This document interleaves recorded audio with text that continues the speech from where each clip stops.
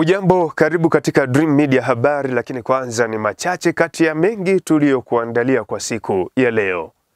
Rais wa Jamhuri ya Muungano wa Tanzania Daktari Samia Suluhu Hassan amesema kwa sasa Tanzania ipo katika hatua nzuri za ukusanyaji mapato na kiuchumi kulinganisha na nchi za Ulaya na Marekani. Nchi ya Israeli imeapa kujibu vikali mashambulizi ya Irani katika miji na maeneo kadhaa ya nchi hiyo, wakati nchi hizo mbili hasimu zikiendelea kushambuliana kwa siku ya 4 mfululizo. Na katika michezo, timu ya Pamba imeendelea na mazoezi kwa ajili ya maandalizi ya michezo miwili, huku mchezo wao unaofuata ni dhidi ya JKT Tanzania utakaochezwa Juni 18 mwaka huu majira ya saa 10 kamili jioni. Taarifa hii ya habari inapatikana kupitia akaunti yetu ya YouTube ya Dream Media TZ, lakini pia tufuatilie kupitia kurasa zetu za mitandao ya kijamii za Facebook ni Dream FM, Instagram na X ni Dream FM TZ. Na sasa ni muda wa kuziangazia kwa kina taarifa tulizokuandalia kwa siku ya leo. Uko nami Brown Tinda. Rais wa Jamhuri ya Muungano wa Tanzania Daktari Samia Suluhu Hassan amesema kwa sasa Tanzania ipo katika hatua nzuri za ukusanyaji mapato na kiuchumi kulinganisha na nchi za Ulaya na Marekani. Rais Daktari Samia Suluhu Hassan ametoa kauli hiyo wilayani Bariadi, mkoa wa Simiyu, alipozindua jengo la Mamlaka ya Mapato Tanzania TRA mkoa huo, akisisitiza kukusanya kodi kirafiki badala ya kutumia mabavu, isipokuwa kwa wale wakwepa kodi sugu ambao hawalipi kodi bila ya kushinikizwa. Mwanahabari Lester Fales amekuandalia taarifa ifuatayo. Ni ziara ya kikazi ya kiongozi mkuu wa nchi Dkt. Samia Suluhu Hassan anayoifanya mkoani Simiyu, inayohusisha uzinduzi wa miradi 6 ya kimkakati ambayo inalenga kuimarisha uchumi wa wananchi na kuleta maendeleo ya haraka. Akiwa mkoani humo, Rais Dkt. Samia amezindua jengo la Mamlaka ya Mapato Tanzania TRA, ambapo amesema msaada kutoka nje hauaminiki tena kwa sababu ya hali ngumu ya kiuchumi duniani. Tangu wafanya biashara lazima tulipo kodi. Hakuna nchi inayoendeshwa bila kodi, na kodi ndizo zinazoendesha nchi. Hao wanaoendelea huko na wakatusaidia ni pesa za walipa kodi wao. Wamejenga, wamenini, zimebaki, tunaomba, wanatusaidia. Lakini tutaomba mpaka lini? Wakati hayo yakijiri bungeni jijini Dodoma, naibu waziri wa fedha na mipango Hamadi Chande amewataka TRA kuzingatia kikamilifu sheria na taratibu za kusanyaji mapato kwa mujibu wa sheria ilivyowekwa. Kwanza swala lake la kwanza nitoe maelekezo kwa kamishna wa Mamlaka ya Mapato Tanzania wahakikishe kwamba watumishi wa Mamlaka ya Mapato Tanzania wanafuata taratibu na sheria ambayo imewekwa. Mtu anatakiwa alipe baada ya miezi 6 tangu amepewa TIN. Vile Chande amesisitiza kuwa serikali haitasita kuchukua hatua kali za kinidhamu dhidi ya maofisa wa TRA watakaokiuka sheria na taratibu za utumishi wa umma, hususan katika ukusanyaji wa mapato. Lester Fales, Dream Media. Shukrani sana Lester Fales. Chama cha Ukombozi wa Umma cha Umma kimesema mwisho wa mwezi huu kinatarajia kumtangaza mgombea urais atakayewakilisha chama hicho kwenye uchaguzi mkuu wa mwaka huu. Kwa mujibu wa mkurugenzi wa habari na uenezi wa chama hicho Ipiana Njiku, ni kwamba kimekuwa na shauku kubwa miongoni mwa wananchi kutaka kujua nani hasa atasimamia kusaka urais kwa tiketi ya Chauma. Njiku amesema mbali na nafasi ya urais, Chauma pia inatoa nafasi kwa Mtanzania yeyote anayetaka kugombea nafasi za ubunge na udiwani kujitokeza. Zaidi tumsikilize naibu mkurugenzi wa habari na uenezi wa chama cha Chauma Taifa, Ipiana Njiku. Ni kweli tunatarajia kumsimamisha mgombea urais wa kutoka chama cha Ukombozi wa Umma cha Umma katika uchaguzi mkuu ujao. Na huyo mgombea siku si nyingi. Na kweli maswali kwa mengi ya nini maoni huku na sisi tunaacha wananchi waongee bwana. Sisi kila mtu ana mdomo wake wa kuongea, hatuwezi kumzuia. Aseme sijui nani. Na sisi bwana tunasikia huko watu wanasema sasa utataja mtu fulani, lakini bwana sio kweli. Mtu atafahamika tarehe 28 mwezi huu wa 6 pale Dar es Salaam. Tunaenda kumchagua mgombea wetu rais. Tunaenda kufungua nadhani wiki ijayo tutakuwa na kikao cha kamati kuu cha namna gani ya kuendesha uchaguzi huku, lakini namna uchukuaji wa fomu za ndani ya chama ugombea nafasi mbalimbali, kwa mfano ubunge mpaka urais. Shauri la uhaini linalomkabili mwenyekiti wa Chadema Tundu Lissu limeahirishwa mpaka Julai 1 mwaka huu ili kutoa wasaa kwa mwendesha mashtaka mkuu DPP kuweza kupitia faili lake baada ya upelelezi kukamilika.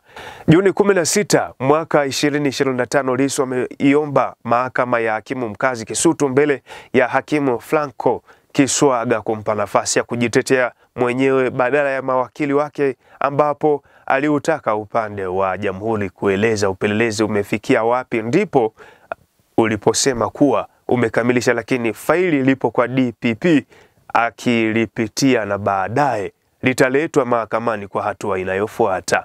Lecho Mgala ndiye mwenye undani wa taarifa hii. Wakili wa Tundu Lissu Jebla Kambole kwa niaba ya mawakili wote wanaomtetea amesema amekuwa akipata ugumu kuonana naye na kufanya mazungumzo ya faragha na mteja wao pindi wanapokwenda kumtembelea gereza la Ukonga. Kambole ameongeza kuwa miongoni mwa malalamiko anayotoa Tundu Lissu ni pamoja na kumnyima uhuru wa kuabudu na mambo mengine. Kwa ajili ya kosa la uhaini, na kesi ilikuwa inakuja kwa ajili ya kutajwa ili kujua level upelelezi imefikia wapi. Lakini nyinyi waandishi mtakuwa ni mashuhuda kwamba kwa namna ambavyo shauri lilikuwa linaendeshwa, wengi wenu mmekosa kupata picha wala Lissu akiingia mahakamani. Kwa hiyo kama ilivyotokea mara ya mwisho, Lissu amekuwa akinyimwa fursa ya kuzungumza au kusalimiana na watu. Kwa hiyo kutokana na hizo changamoto, lakini pia ukizingatia kwamba mawakili sisi paka hatua hii tunafika takriban siku 68 hatukuwahi kupata fursa ya kuzungumza kama mawakili, kwenda gerezani kumtembelea, kujadiliana naye. Ikumbukwe kuwa timu ya mawakili wa Lissu inaongozwa na mawakili kama wakili mwandamizi Mpale Mpoki, Peter Kibatala na wengine takribani 30. Recho Mgala, Dream Media habari. Asante sana Recho Mgala. Mtazamaji wa Dream Media, na kukumbusha kuendelea kufuatilia kurasa zetu za mitandao ya kijamii za Facebook na X ni Dream FM na Instagram ni Dream FM TZ. Na sasa tuziangazie taarifa za mataifa mbalimbali kama zinavyoletwa kwako na Restafales. Kulingana na kitengo cha huduma za dharura nchini Israeli, watu 8 wameuawa na wengine 92 kujeruhiwa kufuatia mashambulizi hayo ya Irani yaliyofanyika katika miji ya Tel Aviv, Haifa na Jerusalem. Jumla ya idadi ya waliouawa nchini Israeli kuanzia siku ya Ijumaa wakati Irani ilipoanza mashambulizi ya kulipiza kisasi imefikia watu 23, ambapo Israeli ilianza kuishambulia Irani ikidai imefanya hivyo ili kuzuia kuendeleza mpango wake wa nyuklia ambao inadai ni hatari kwa usalama wa taifa hilo. Hata hivyo, imeelezwa kuwa kitisho kimeongezeka duniani kote kuhusu ongezeko la bei ya mafuta na gesi kufuatia vita vya mataifa hayo mawili. Umoja wa Ulaya unalenga kushirikiana na Marekani kuzuia ongezeko kwa kasi kwa gharama ya nishati kufuatia vita vinavyoendelea kati ya Israeli na Irani. Rais wa halmashauri kuu ya Umoja wa Ulaya Ursula von der Leyen amesema amefanya mazungumzo na Rais wa Marekani Donald Trump na wako tayari kushirikiana na washirika wengine wenye mtazamo sawa kuhakikisha uthabiti kwenye masoko. Von der Leyen amesema Umoja wa Ulaya unafuatilia kwa karibu kuhusu athari zinazoweza kusababishwa na vita hivyo katika masoko ya kimataifa ya nishati, huku wasiwasi ukiongezeka kufuatia ripoti za Irani kwamba mashambulio ya Israeli yamekuwa yakilenga miundombinu ya mafuta na gesi. Mjini Beijing nchini China, rais wa taifa hilo Xi Jinping amewasili leo nchini Kazakhstan kushiriki mkutano wa kilele kati ya China na mataifa ya kanda ya Asia ya Kati. Kiongozi huyo wa China anatarajia kufanya mikutano na viongozi wa Kazakhstan kabla ya kufunguliwa rasmi mkutano huo wa kilele kesho Jumanne. Kwa mujibu wa Wizara ya Mambo ya Kigeni ya China, mikutano hiyo itatoa ufafanuzi wa pamoja wa makubaliano ya ushirikiano wa baadaye.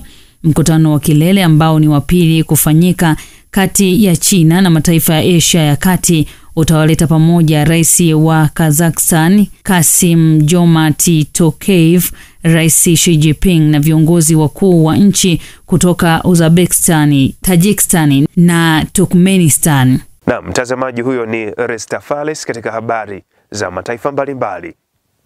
Na katika michezo, timu ya Pamba imeendelea na mazoezi kwa ajili ya maandalizi ya michezo miwili, huku mchezo wao unaofuata ni dhidi ya JKT Tanzania utakaochezwa Juni 18 mwaka huu majira ya saa 10 kamili jioni. Huyu hapa Brown Ben Mbwawa akikuletea mkusanyiko wa habari za michezo. Katika michezo ni kwamba kikosi cha timu ya Pamba Jiji ya Mwanza kimeendelea na maandalizi ya kujiandaa na michezo miwili iliyobakia ya kumaliza msimu wa ligi kuu soka Tanzania bara kwa msimu wa mwaka 2025-2026, na mchezo unaofuata mbele yao ni dhidi ya JKT Tanzania, ambapo kocha msaidizi wa kikosi cha timu ya Pamba Jiji ya Mwanza Matias Wandiba amesema maandalizi yanaendelea vyema. Kuna wachezaji ambao wana changamoto yoyote ya kiafya, kikubwa anachoamini kwamba mchezo huo watafanya vizuri. Na katika habari za kimataifa, leo Chelsea atakuwa dimbani kucheza dhidi ya Los Angeles FC. Hii ni FIFA World Cup, mchezo huo utakaochezwa majira ya saa 4 kamili za usiku. Asante sana Brown Ben Mbwawa kwa taarifa hizo za michezo. Na kabla ya kuhitimisha Dream Habari, ni kukumbusha tena machache kati ya mengi tuliyokuwa nayo kwa siku hii ya leo. Rais wa Jamhuri ya Muungano wa Tanzania Daktari Samia Suluhu Hassan amesema kwa sasa Tanzania ipo katika hatua nzuri za ukusanyaji mapato na kiuchumi kulinganisha na nchi za Ulaya na Marekani. Nchi ya Israeli imeapa kujibu vikali mashambulizi ya Irani katika miji na maeneo kadhaa ya nchi hiyo, wakati nchi hizo mbili hasimu zikiendelea kushambuliana kwa siku ya 4 mfululizo. Na katika michezo, timu ya Pamba imeendelea na mazoezi kwa ajili ya maandalizi ya michezo miwili, huku mchezo wao unaofuata ni dhidi ya JKT Tanzania utakaochezwa Juni 18 mwaka huu majira ya saa 10 kamili jioni. Na huo ndio mwisho wa Dream Media Habari. Endelea kutufuatilia kupitia kurasa zetu za mitandao ya kijamii za Facebook ni Dream FM na Instagram na X ni Dream FM TZ, na kupitia akaunti yetu ya YouTube ya Dream Media TZ. Kwa heri.